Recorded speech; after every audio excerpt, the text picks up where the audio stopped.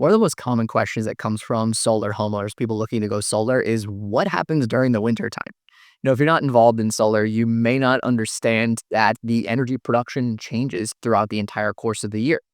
Oftentimes in solar quotes, you'll get a just one number annual production.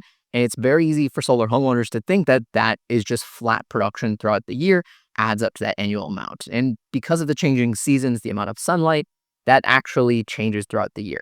And it's really important to set these expectations and know what those changes are going to be for solar sales reps. That way they can have conversations with their homeowners to be able to tell them, hey, during the winter time, your panels won't produce as much energy, so you may get a larger utility bill. So the confusion really begs the question, what is the production difference between these different seasons? And as you might guess, the answer is a little bit more complicated than you might think.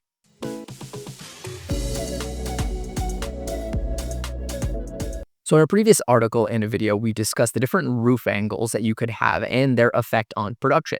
I'll link that video above if you'd like to watch it because there's some good data in there. But for the purposes of this study, we used the exact same data set, which is an 8 kilowatt system facing directly south and angled at one angle matching the latitude for the area, one at 60 degrees and one at 20 degrees. We also looked at Miami, Los Angeles, and Chicago because that spans latitudes over a large portion of the United States, going from 26 degrees all the way up to 42 degrees. Now, to determine the seasons, we actually broke the different months of the year into 3-month chunks. So winter is December, January, February. Spring is March, April, May. Summer, June, July, August. And then fall is September, October, November. Now, if you live in the Midwest like me, you do know that sometimes it has snowed and felt like winter from October through April. But for the purposes of this study, we're going to keep it in those 3-month chunks. We took the production for those months and then averaged them out to get a season average at the different latitudes and the different roof angles. The data from these studies and comparing the different seasons shows you that, like many questions in solar, the answer is actually, it depends.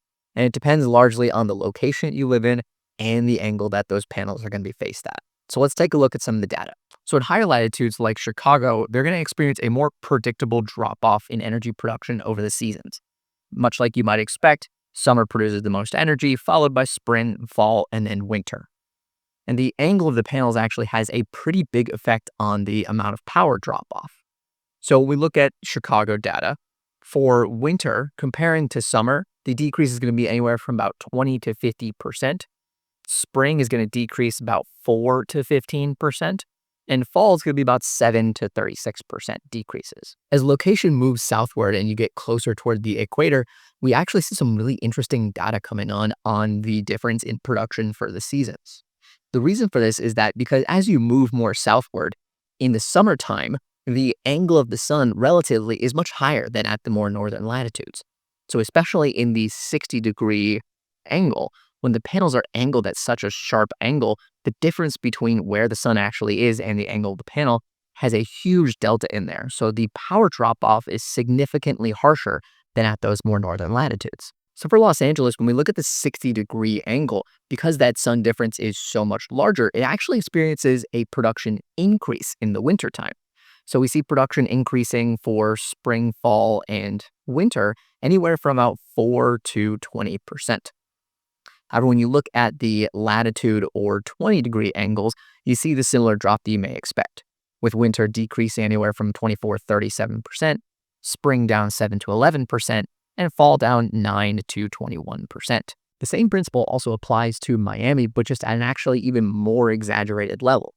60-degree angle in Miami produces significantly more, anywhere from 30 to 50% at that 60-degree angle in the winter, spring, and fall. And you also see in Miami, spring is higher than summer in every one of the angles. So homeowners in Miami can expect that the springtime is when they're going to produce all of their energy.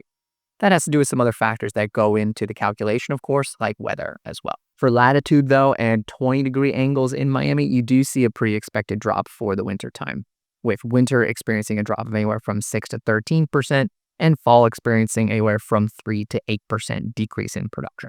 So what's the impact this has on homeowners? Well, the key findings from the previous study do still hold true through this data, that if you want the most production, you should match that angle as closely as possible to the latitude in which the location you're at. But knowing the different productions in the seasons here as well can really help to manage expectations for homeowners.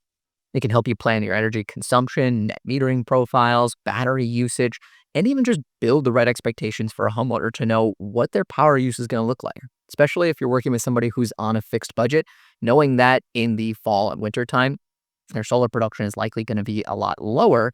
They can better plan for that so they know their energy bills might be higher. And you, as a solar sales rep, are not going to get angry phone calls from homeowners who keep saying, my solar panels aren't producing energy. Right? You know what's going to happen based on the seasons.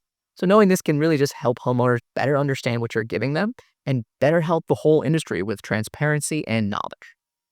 If you're a solar homeowner and you expect that there may be an issue with your system and the production, but you don't have a reliable maintenance provider, or maybe your original installer went out of business, take a look at Solar Detect by Solar Insure. Solar Detect is a unique platform that provides a solar health check and action plans tailored to your needs to fix whatever issues might go on with your system. I'll link below our website, detect.solarinsure.com, that you can go to check out the health check, see if you're available in your area. If you need maintenance, Solar Tech is an amazing option. Thanks so much for watching. Hope you learned something in this video. Make sure you like the video and subscribe to the channel to learn more. Check out all the resources and the full data breakdown article in the video description. Thanks for watching. We'll catch you in the next video.